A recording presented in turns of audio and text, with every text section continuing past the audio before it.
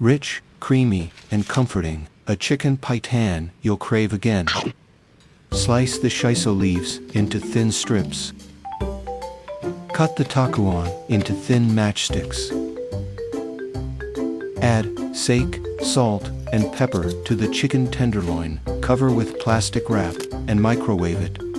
Let it sit to cool, then shred the chicken. Add the takuan shiso, soy sauce, sugar, ground white sesame to the chicken, and mix well. Boil water and prepare the ramen.